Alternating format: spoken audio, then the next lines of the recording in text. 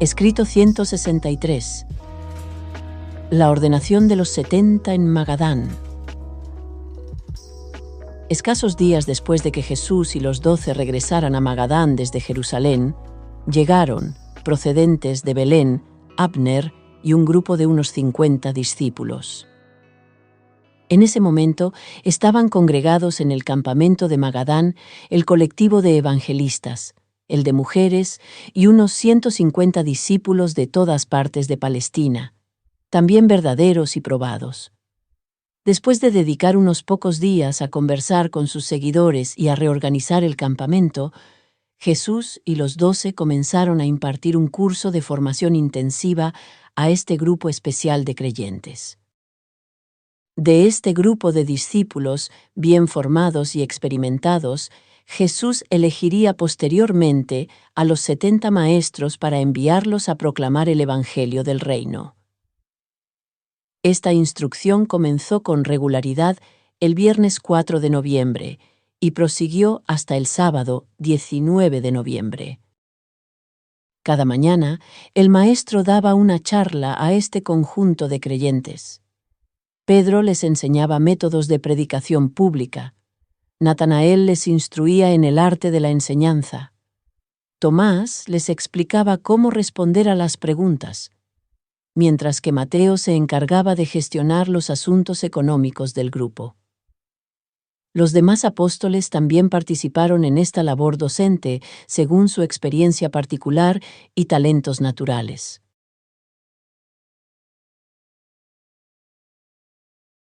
1. La ordenación de los 70. El día del Sabbat, 19 de noviembre por la tarde, en este campamento de Magadán, Jesús ordenó a los 70 y se puso a Abner al frente de estos predicadores y maestros del Evangelio. Este colectivo de 70 maestros estaba formado por Abner y 10 de los antiguos apóstoles de Juan, 51 de los primeros evangelistas y otros 8 discípulos que se habían distinguido por su servicio al reino. Sobre las 2 de la tarde de ese sabbat, entre aguacero y aguacero, un grupo de creyentes, que había aumentado a más de 400 por la llegada de David y de la mayoría del cuerpo de mensajeros, se congregó en la orilla del lago de Galilea para presenciar la ordenación de los 70. Antes de imponer sus manos sobre las cabezas de cada uno de los 70 para consagrarlos como mensajeros del Evangelio, Jesús les dirigió estas palabras: La cosecha es ciertamente abundante, pero los trabajadores son pocos. Por lo tanto, os exhorto a todos a orar para que el Señor de la cosecha envíe aún más obreros a su campo. Me dispongo a designaros como mensajeros del reino y enviaros a judíos y gentiles como corderos en medio de lobos. Cuando toméis vuestros caminos, de 2 en 2, no llevéis alforja ni ropa de más, porque salís a esta primera misión por un breve período de tiempo. No saludéis a nadie por el camino, limitaos a hacer vuestra labor. Cuando vayáis a alojaros en alguna casa, primeramente, decid: la paz sea con esta casa. Si quienes aman la paz viven allí, permaneced en ella, y si no, partid. Y quedaos en esa misma casa durante vuestra estancia en aquella ciudad, comiendo y bebiendo lo que os pongan por delante. Y haced esto, porque el obrero es digno de su sustento. No os paséis de casa en casa porque os ofrezcan mejor alojamiento. Recordad, cuando andéis proclamando paz sobre la tierra y buena voluntad entre los hombres, deberéis luchar con enemigos resentidos e ignorantes. Sed, pues, astutos como serpientes, pero inocentes como palomas. Y a donde vayáis, predicad diciendo: el reino de Dios se ha acercado, y cuidad a quien esté enfermo de mente o de cuerpo. Gratuitamente habéis recibido de los bienes del reino, dad gratuitamente. Si la gente de alguna ciudad os recibe, hallará entrada amplia en el reino del Padre. Pero si se niega a recibir este Evangelio, proclamaréis vuestro mensaje al marcharos de esta incrédula comunidad, diciéndoles a esos mismos que rechazan vuestras enseñanzas. Pese a que rechazáis la verdad, es cierto no obstante que el reino de Dios se ha acercado a vosotros. El que a vosotros oye, a mí me oye, y el que me oye a mí, oye a aquel que me envió. Quien rechace vuestro mensaje evangélico, a mí me rechaza, y quien a mí me rechaza, rechaza a aquel que me envió. Cuando Jesús hubo hablado así a los 70, comenzó con Abner, y mientras se arrodillaban en círculo a su alrededor, puso sus manos sobre la cabeza de cada hombre. Temprano en la mañana del día siguiente, Abner envió a los 70 mensajeros a todas las ciudades de Galilea, Samaria y Judea. Y estas 35 parejas salieron a predicar y a enseñar durante unas 6 semanas, y todos ellos regresaron al nuevo campamento, asentado cerca de Pella, en Perea, el viernes 30 de diciembre.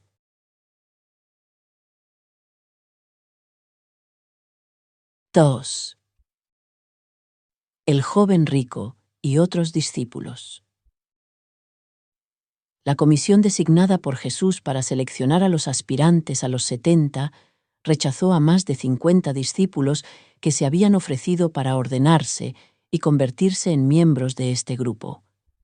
La comisión la formaban Andrés, Abner y el jefe en funciones del colectivo de evangelistas.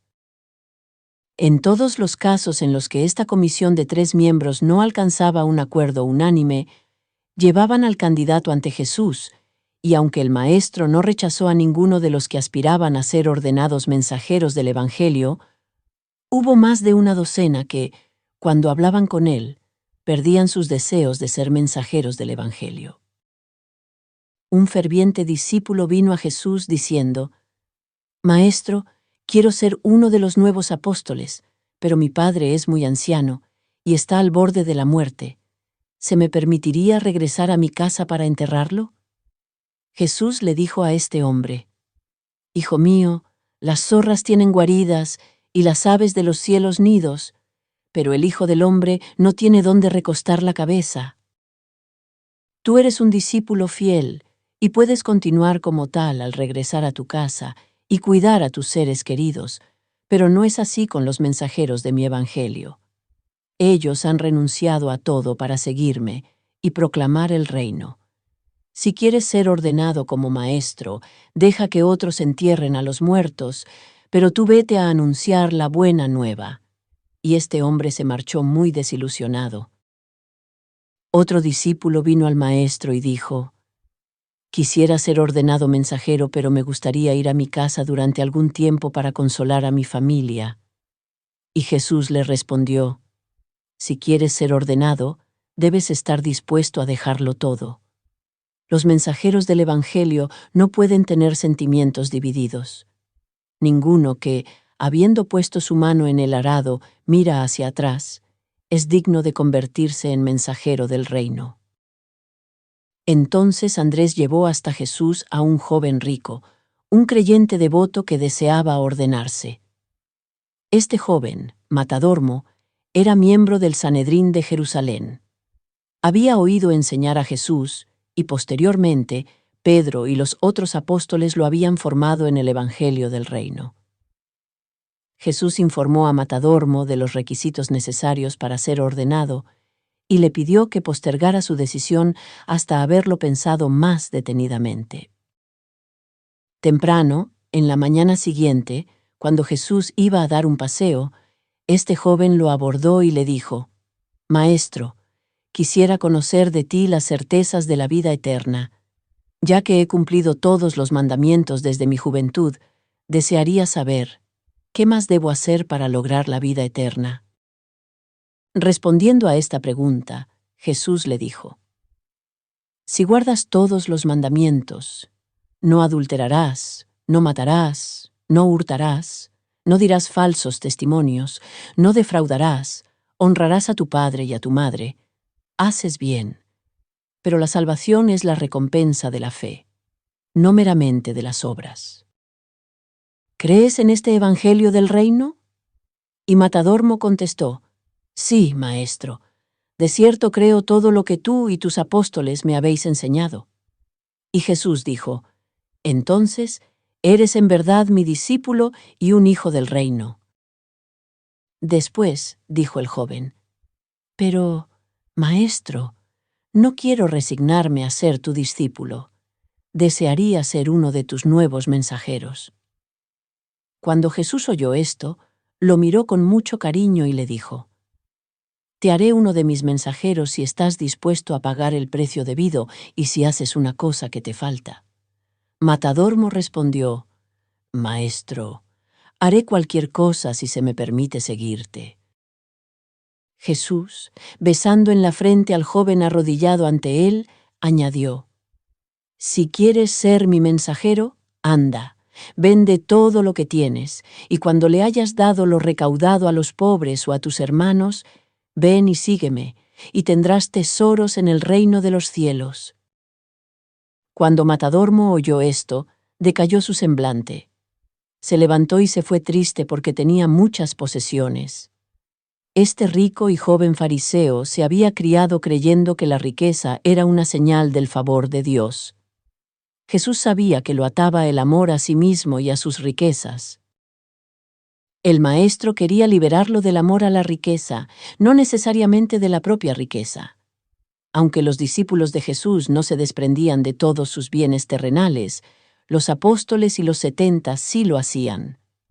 Matadormo pretendía ser uno de los 70 nuevos mensajeros, y por esta razón, Jesús le exigió que se deshiciera de todas sus posesiones temporales. Casi todos los seres humanos tienen algo acariciado a lo que aferrarse, pero que se exige como precio para ser admitido en el reino de los cielos. Si Matadormo se hubiese desprendido de su riqueza, ésta se le habría puesto de nuevo en sus manos para que la administrara como tesorero de los 70. Aunque más adelante, tras establecerse la Iglesia en Jerusalén, sí obedeció el mandato del Maestro, resultó ser ya demasiado tarde para formar parte de los 70, y llegó a ser el tesorero de la Iglesia de Jerusalén, de la cual Santiago, el hermano del Señor en la carne, era el encargado. Así pues, siempre lo ha sido y por siempre lo será. Los hombres deben tomar sus propias decisiones. Hay un cierto grado de libertad de elección que los mortales pueden ejercer. Las fuerzas del mundo espiritual no pretenden coaccionar al hombre. Le permiten ir por el camino de sus propias opciones. Jesús preveía que Matadormo, con sus riquezas, no podría de ninguna manera ordenarse y ser compañero de hombres que habían renunciado a todo por el Evangelio. Al mismo tiempo, veía que sin sus riquezas podría convertirse en su mejor líder. Pero como los propios hermanos de Jesús, nunca llegaría a ser grande en el reino, porque se privó a sí mismo de relacionarse estrecha y personalmente con el Maestro, algo que podría haber experimentado de haber estado dispuesto a hacer en aquel momento lo que Jesús le pedía y que algunos años más tarde realizaría. La riqueza no está directamente relacionada con la entrada en el reino de los cielos, pero el amor por la riqueza sí. Las lealtades espirituales hacia el reino son incompatibles con la servidumbre a las riquezas materiales. El hombre no puede ser supremamente leal a un ideal espiritual y entregarse al mismo tiempo a lo material.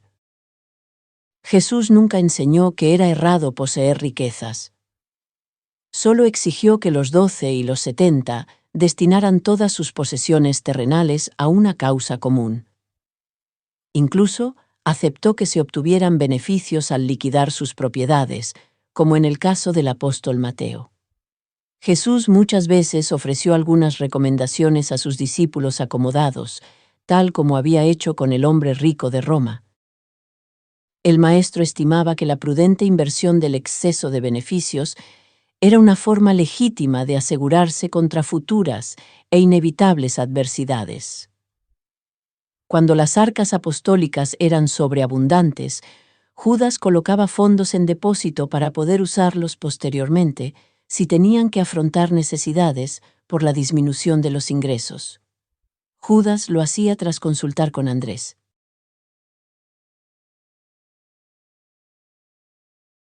3. Charla sobre la riqueza. En el momento en el que Jesús terminó de hablar con Matadormo, Pedro y algunos de los apóstoles ya se habían congregado a su alrededor, y conforme el joven rico se marchaba, Jesús se volvió y mirando a los apóstoles les dijo: ¿Veis lo difícil que es para los que tienen riquezas entrar enteramente en el reino de Dios? No se puede compartir la adoración espiritual con el apego a lo material. Ninguno puede servir a dos señores. Tenéis el dicho de que es más fácil pasar un camello por el ojo de una aguja que los paganos hereden la vida eterna. Y yo os digo que tan fácil es para ese camello pasar por el ojo de la aguja como para estos ricos satisfechos consigo mismos entrar al reino de los cielos. Cuando Pedro y los apóstoles oyeron estas palabras, se asombraron en extremo hasta tal punto que Pedro dijo: ¿Quién, pues, Señor, podrá ser salvo? ¿Es que se excluirán del reino a todos los que tienen riquezas? Jesús respondió: No, Pedro, pero todos los que depositen su confianza en las riquezas difícilmente podrán participar de la vida espiritual que lleva al progreso eterno. Pero incluso entonces, lo que es imposible para el hombre no lo es para el Padre de los cielos, porque todas las cosas son posibles para Dios. Al marcharse ellos solos, Jesús se apenó de que Matadormo, a quien amaba bastante, no se quedara con ellos. Cuando llegaron al lago, se sentaron cerca del agua, y Pedro, hablando por los 12, todos presentes en aquel momento, dijo: Nos preocupan las palabras que le has dicho al joven rico. ¿Es que debemos exigir a todos los que quieran seguirte que se desprendan de todas sus riquezas terrenales? Jesús dijo: No, Pedro, solo a aquellos que quieran convertirse en apóstoles y deseen vivir conmigo como vosotros lo hacéis y como una familia. Pero el Padre pide que los afectos de sus hijos sean puros y no estén divididos. Se debe renunciar a cualquier cosa o persona que se interponga entre vosotros y el amor a las verdades del reino. Si la riqueza que se posee no invade los recintos del alma, no tiene consecuencia en la vida espiritual de los que quieran entrar en el reino. Y entonces Pedro añadió: Pero Maestro, nosotros lo hemos dejado todo para seguirte. ¿Qué tendremos nosotros? Y Jesús habló a los 12. De cierto os digo que no hay nadie que haya dejado riquezas, casa, esposa, hermanos, padres o hijos por causa de mí y del reino de los cielos que no reciba 100 veces más en este mundo, quizás con persecuciones, y la vida eterna en el mundo venidero. Pero muchos primeros serán los últimos, mientras que los últimos serán a menudo los primeros. El Padre se ocupa de sus criaturas conforme a sus necesidades y en obediencia a sus leyes justas, decretadas en misericordia y amor por el bienestar del universo. El reino de los cielos es semejante a un propietario, empleador de muchos, que salió por la mañana temprano a contratar obreros para su viña. Y habiendo convenido con los obreros en un denario al día, los envió a su viña. Saliendo cerca de las 9, vio a otros que estaban en la plaza desocupados y les dijo: Id también vosotros a mi viña, y os daré lo que sea justo. Y ellos fueron enseguida a trabajar. Salió otra vez cerca de las 12 y cerca de las 3, e hizo lo mismo. Y, yendo a la plaza sobre las 5 de la tarde, halló todavía a otros que estaban desocupados, y les preguntó: ¿Por qué estáis aquí todo el día desocupados? Y los hombres le contestaron: Porque nadie nos ha contratado. Entonces les dijo el propietario: Id también vosotros a trabajar a mi viña y recibiréis lo que sea justo. Cuando llegó la noche, este propietario de la viña le dijo a su mayordomo: Llama a los trabajadores y págales su jornal, comenzando desde los últimos contratados hasta los primeros. Llegaron los que habían ido cerca de las 5 y recibieron cada uno un denario, y así fue con cada uno de los demás trabajadores. Al llegar también los que habían sido contratados al comienzo del día, vieron cómo se les había pagado a los que habían venido los últimos y pensaron que recibirían más de lo acordado. Pero también recibieron cada uno solo un denario. Y cuando recibieron su paga, murmuraban contra el propietario diciendo: «Estos últimos han trabajado una sola hora, y sin embargo los has tratado igual que a nosotros, que hemos soportado la carga y el calor sofocante del día». Entonces el propietario respondió: «Amigos míos, no os hago ninguna injusticia. ¿No convinisteis conmigo en trabajar por un denario al día? Tomad ahora lo que es vuestro e iros, porque quiero dar a los últimos que vinieron lo mismo que a vosotros. ¿No me está permitido hacer lo que quiero con lo mío? ¿O tenéis envidia de mi generosidad porque deseo hacer el bien y mostrar misericordia?».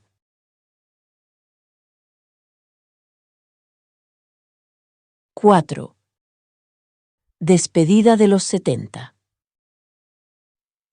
Reinaba la emoción en el campamento de Magadán el día que los 70 salieron en su primera misión.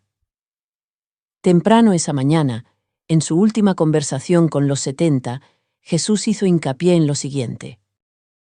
1. El Evangelio del Reino debe proclamarse a todo el mundo, tanto a gentiles como a judíos. 2. Al atender a los enfermos, absteneros de enseñarles a esperar milagros. 3. Proclamad una hermandad espiritual de los hijos de Dios, no un reino visible de poder terrenal y de gloria temporal. 4. Evitad perder el tiempo en demasiadas relaciones sociales, ni en otras trivialidades que puedan desviaros de vuestra dedicación incondicional a la predicación del Evangelio. 5.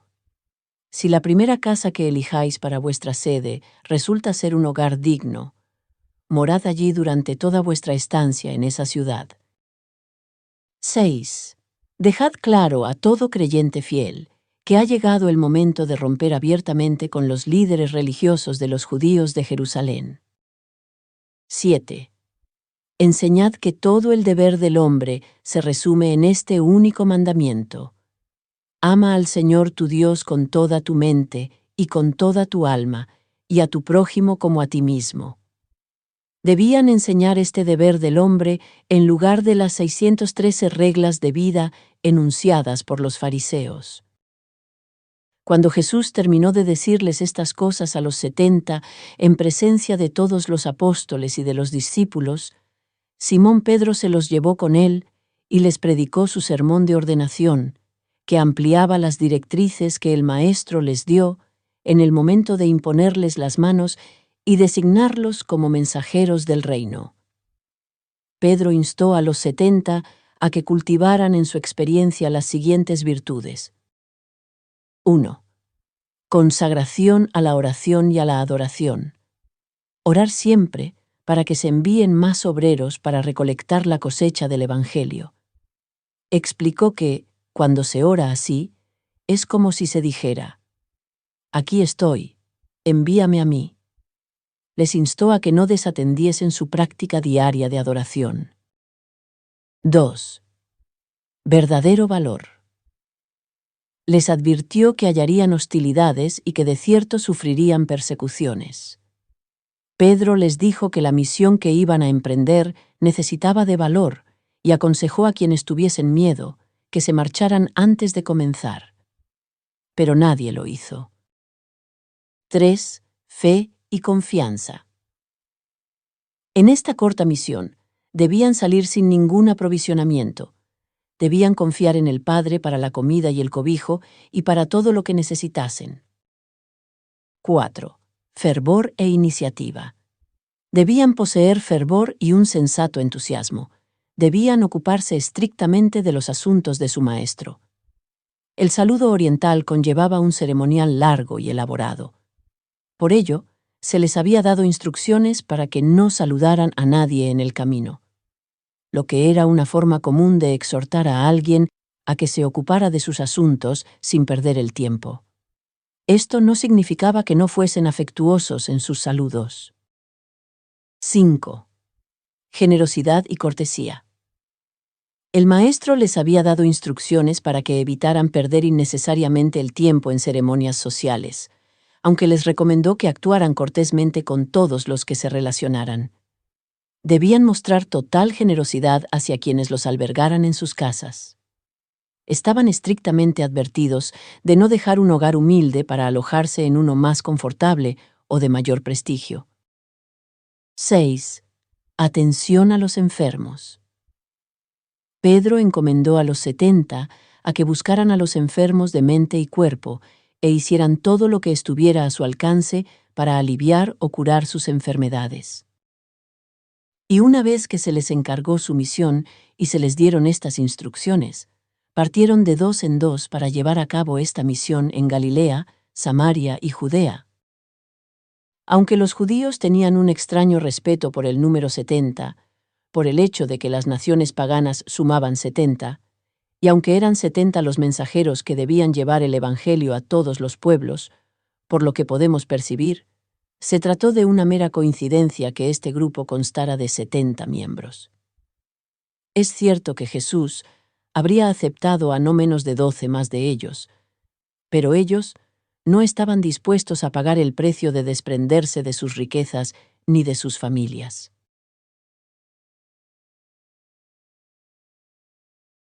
5. Traslado del campamento a Pella. Jesús y los 12 se dispusieron entonces para establecer su última sede en Perea, cerca de Pella, a la altura del Jordán donde el Maestro había sido bautizado. Los últimos 10 días de noviembre estuvieron ultimando planes en Magadán, y el martes, 6 de diciembre, todo el grupo, de casi unas 300 personas, partió al despuntar el día, con todos sus efectos, para pasar la noche cerca de Pella, junto al río. En ese mismo lugar, cerca del manantial, Juan el Bautista había instalado su campamento algunos años antes. Tras el desmantelamiento del campamento de Magadán, David Zebedeo regresó a Betsaida y comenzó de inmediato a reducir su servicio de mensajería. El reino iniciaba una nueva etapa. Diariamente llegaban peregrinos de todas partes de Palestina e incluso de regiones remotas del Imperio Romano. Ocasionalmente, acudían creyentes de Mesopotamia y de las tierras al este del Tigris. En consecuencia, el domingo 18 de diciembre, con la ayuda del cuerpo de mensajeros, David cargó los animales de Tiro con el equipamiento del campamento, almacenado entonces en casa de su padre. Con dicho material, él había gestionado con anterioridad el campamento de Betsaida cercano al lago. Despidiéndose de Betsaida por el momento, se dirigió al sur por la orilla del lago y a lo largo del Jordán, hasta un punto a 1 kilómetro prácticamente al norte del campamento apostólico, y en menos de una semana estaba listo para ofrecer su hospitalidad a casi 1.500 peregrinos. El campamento apostólico podía dar cobijo a unos 500. Aquella era la temporada de lluvias en Palestina, y se precisaba de este alojamiento para atender al creciente número de personas, mayormente fervientes devotos, que venían a Perea buscando a Jesús y oír sus enseñanzas. David hizo todo esto por iniciativa propia, aunque se lo había comunicado a Felipe y a Mateo en Magadán. La mayor parte del cuerpo de mensajeros sirvió como ayudante en la dirección de este campamento. En aquel momento, eran menos de 20 los hombres que llevaban a cabo este servicio regular de mensajería. Hacia finales de diciembre y antes del regreso de los 70, se habían reunido alrededor del maestro casi 800 visitantes, que encontraron alojamiento en el campamento de David.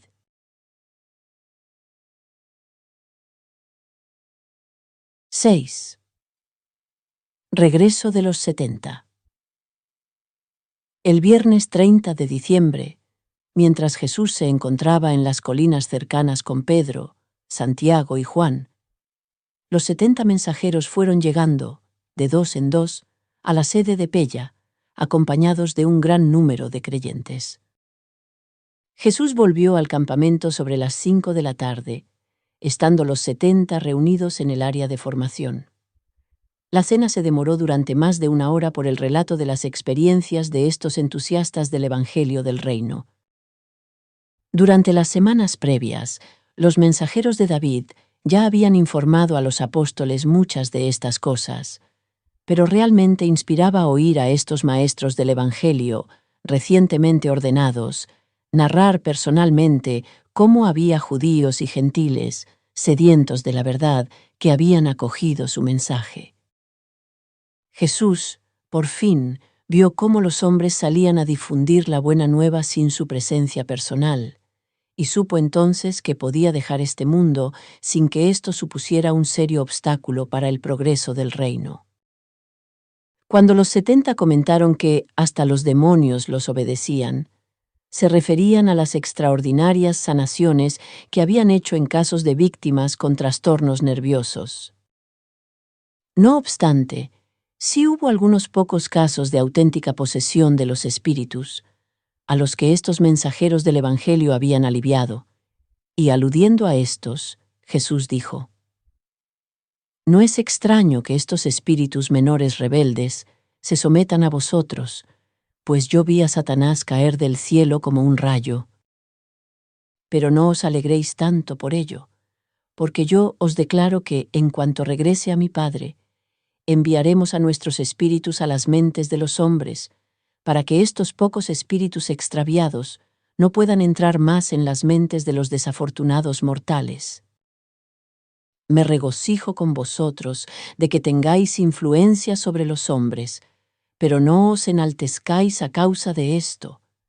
Gozaos más bien de que vuestros nombres ya estén escritos en los listados del cielo, y de que avanzaréis, por lo tanto, en la andadura sin fin de la conquista espiritual».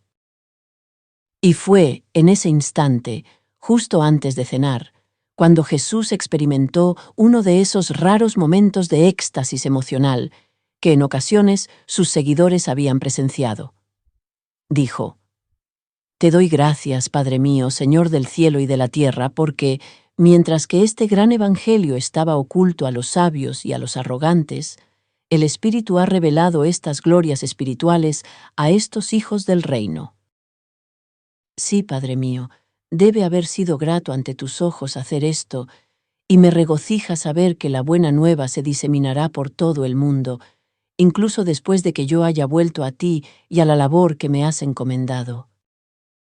Estoy poderosamente conmovido, porque me doy cuenta de que estás a punto de entregar en mis manos toda la autoridad, que nadie sino tú sabe realmente quién soy yo, y que nadie sabe realmente quién eres tú sino yo, y aquellos a quienes yo te he revelado.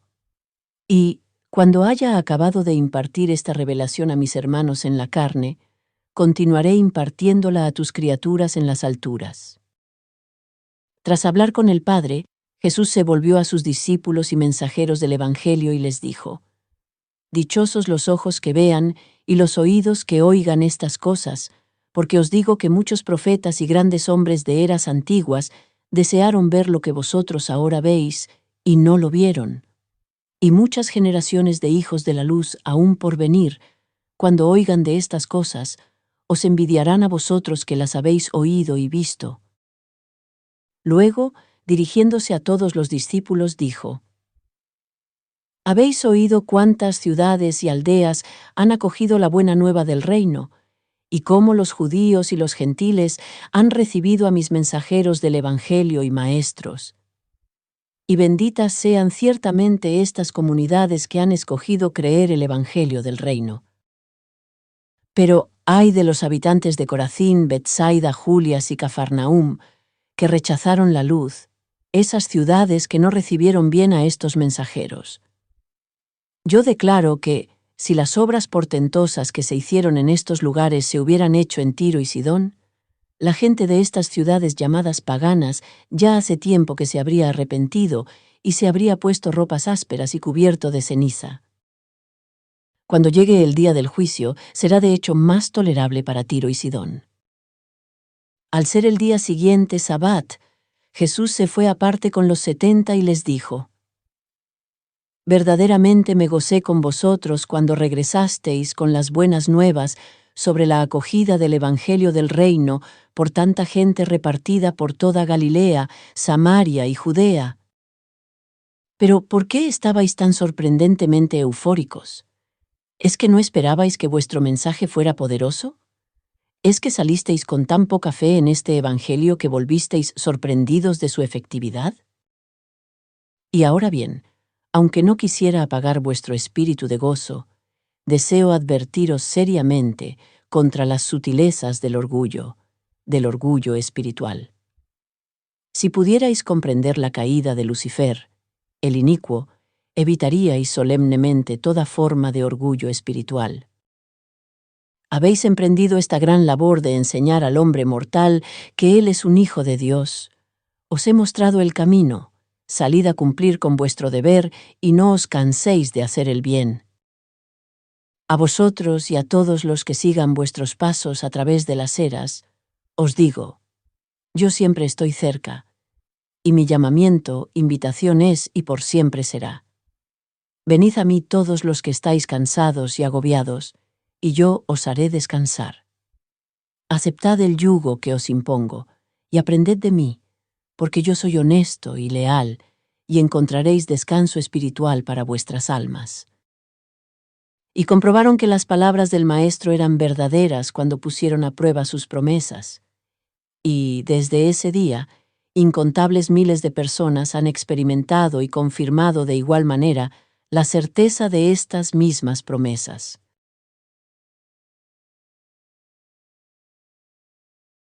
¡7! Preparativos para la última misión. Durante los días siguientes se vivieron momentos de ajetreo en el campamento de Pella. Se estaban ultimando los preparativos para la misión de Perea. Jesús y sus acompañantes se disponían a emprender esta postrera misión, un viaje de 3 meses por toda Perea, que acabaría cuando el Maestro entró en Jerusalén para llevar a cabo su última labor en la tierra. En todo este periodo, la sede de Jesús y los 12 se mantuvo aquí, en el campamento de Pella. Ya no era necesario que Jesús saliera a otros lugares para impartir sus enseñanzas. Ahora la gente acudía a él en mayor número cada semana. Venían de todos sitios, no solo de Palestina, sino de todo el mundo romano y de Oriente Próximo. Aunque el Maestro participó junto con los 70 en el viaje por Perea, pasaba mucho tiempo en el campamento de Pella, enseñando a la multitud e instruyendo a los 12. Mientras duró este período de 3 meses, al menos 10 de los apóstoles permanecieron con Jesús. El colectivo de mujeres se preparó igualmente para salir de 2 en 2 con los 70 y ejercer su actividad en las ciudades más grandes de Perea. Este grupo, en un principio de 12 mujeres, había últimamente formado a otro colectivo, más amplio, de 50 mujeres, en la tarea de visitar los hogares y en el arte de atender a los enfermos y a los afligidos. Perpetua, la esposa de Simón Pedro, formó parte de esta extensión del grupo de mujeres y se le encomendó liderar su trabajo, bajo las órdenes de Abner. Después de Pentecostés permaneció con su ilustre esposo, acompañándolo en todas sus giras misioneras. Y el día en que Pedro fue crucificado en Roma, ella murió en la arena del anfiteatro víctima de las fieras salvajes. Entre los miembros de este nuevo colectivo de mujeres se contaban también las esposas de Felipe y Mateo y a la madre de Santiago y Juan. Bajo el liderazgo personal de Jesús, la labor del reino llegaba a su etapa final. Y esta etapa se distinguía por su profundidad espiritual de aquella otra, más superficial, en la que las multitudes de orientación milagrera y buscadoras de portentos lo habían seguido durante aquellos días previos de popularidad en Galilea. Sin embargo, aún existía un buen número de seguidores apegados a lo material, que no lograba comprender la verdad de que el reino de los cielos es la hermandad espiritual del hombre, fundada en el hecho eterno de la paternidad universal de Dios.